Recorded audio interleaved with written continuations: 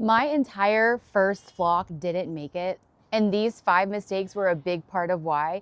And if I could give one person who's getting chickens this spring some advice, it would be don't make my mistakes, because my entire first flock is gone. I was so excited to start my little work from homestead. Chickens, eggs, the whole cozy soft dream, but I didn't know what I didn't know. And some of those gaps cost me chickens, money, and honestly, a lot of heartbreak. So today I'm gonna share 5 mistakes that wiped out my entire first flock and what I do differently now, so you don't have to learn the hard way like I did. I let my first flock free range, and I didn't have a fence, and I paid dearly for it. Every day, a chicken would disappear. Chickens absolutely love the space. They love wandering around. They love finding bugs, eating greens, all of it. So who was I to tell them that they couldn't go do that and go forage like they wanted to? But predators are fast, clever, and when it's a time like now, they get really desperate and nothing can really stop them. Before I understood what was going on, it happened so fast. My birds were disappearing. It was heartbreaking, and it was 100% preventable. Now with my new flock, we have a fenced in yard. They have a very protected run. I do several safety measures when I lock them up at night. And during the colder months, like right now, they get a lot less free ranging time. I don't typically let them out until about noon, and then they're definitely put away and locked up before the sun goes down. It is the single biggest thing that has kept my flock safer and alive. Mistake number 2, and honestly the most heartbreaking, was getting on Marketplace and seeing someone getting rid of their chickens or finding a deal to get older chickens getting rehomed for a really cheaper price, bringing them home and putting them right into your flock without quarantining. Biggest mistake I've made, and if you're an experienced chicken owner, you're probably looking at me like, what an idiot, how did you not know? But like I said in the beginning, you just don't know what you don't know. I bought 4 chickens from someone else, and they ended up having something called mycoplasma, which, if you don't know, is unfortunately something that cannot be cured, and it'll wipe out your flock. It lives in the dirt, so my flocks for forever will have mycoplasma.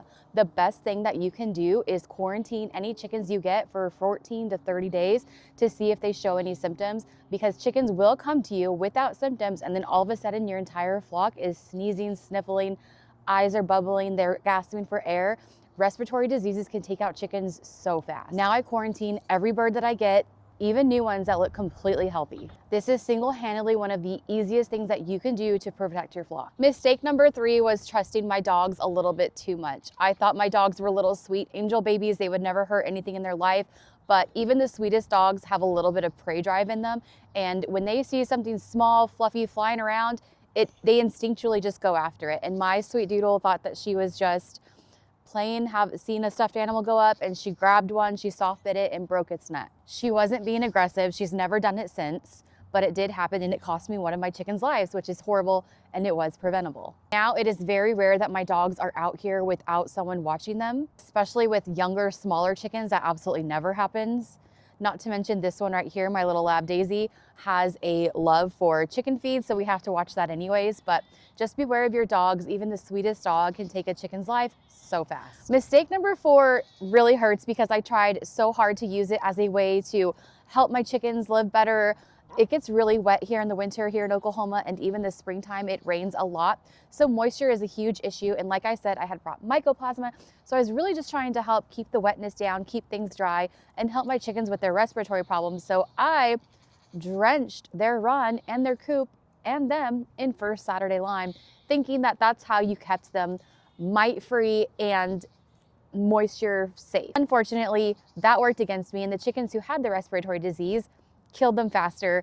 The lime didn't do much of anything, honestly, for the mites. The best thing that you can do if your chickens get mites is permethrin, making sure that you're cleaning out your coop, you're spraying your chickens down with permethrin, and not dousing them with First Saturday Lime like I did. Looking back, I'm pretty positive I damaged their lungs, and the chickens that had mycoplasma deteriorated a lot faster, and the ones that didn't, that were healthy, were able to fight it off, but they definitely had scary days. Now I focus on proper ventilation, a regular cleaning routine, and I use things like lime very sparingly just around the coop for ant control, moisture control, and I never ever put it directly on the chickens anymore. Mistake number 5 was not understanding how much the weather can affect your chickens. When I first got my chickens, for some reason I decided to buy them in July, and it was very hot. The very first day I put them in their coop was basically like putting them in an oven.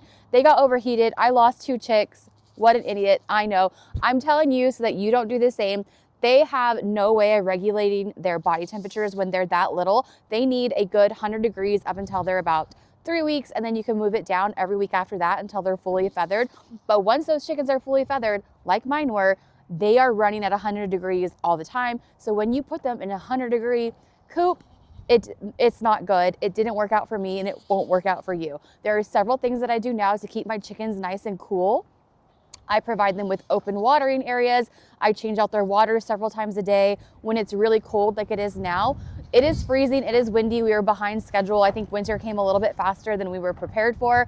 We will be covering this run with corrugated plastic to block the wind as soon as we can. We will do it probably tomorrow, to be honest. And keeping your animals safe from harsh elements is the best way to keep them alive. Chickens go downhill fast, especially when they're hot. It never fails that my chickens go broody in the summer. I have to physically get them out of their coops, move them to somewhere where they can get their feet wet, start the cooling system, get them going, make sure they're cooled out. And because I work from home, I'm able to do that several times a day. Go get my broody hens, start the process all over to keep them nice and safe. But if you're not able to do that, making sure that they have access to water at all times, especially an open area where they can put their feet in it, is going to help tremendously. During the winter, blocking them from cold winds is going to be the best way to keep them safe then. Making sure that their coop and their run doesn't get soaking wet so you can keep their feet free from bumblefoot. Some people I know even put coconut oil on their roosters' comb to help with frostbite. But watching them very closely and making sure that you know their habits and their routines and their typical behavior is going to be the best way to interfere if the weather gets bad. Losing my first flock was absolutely devastating, but honestly, it helps me understand how fast things can deteriorate and what I could do to give my next chickens the best chance. I am happy to report that these chickens are all about 2 years old, and then we have a healthy flock of some grow outs that will be joining soon, but they are nice and safe and protected also. We have fenced in our property so that chickens are safe within our property. They cannot get out, and we have also made it to where no stray dogs can get into our house should they want to come and sniff out my chickens. I have a very strict quarantine process, and if I am getting chickens new to my house, they go into a quarantine area where the chickens can see them, but they cannot interact, they cannot spread their disease until I know for certain that they are safe. We also have supervised dog routines. We only let the dogs out when we can be out there with them for several reasons, not just their munching habits. And we focus on hydration and being weather aware and keeping our chickens weather safe when harsh elements happen, because that does happen a lot here in Oklahoma. And you know what? My flock might be a little cold right now, but they are absolutely thriving. They are so friendly. I have so many videos of me holding my roosters and my chickens eating out of my hands. They are the sweetest things. And I hate that I had to learn what I learned the hard way, but I'm so happy I'm able to pass that on to you so that when the spring comes and you decide to invest in getting yourself a little flock of backyard chickens, you know what not to do.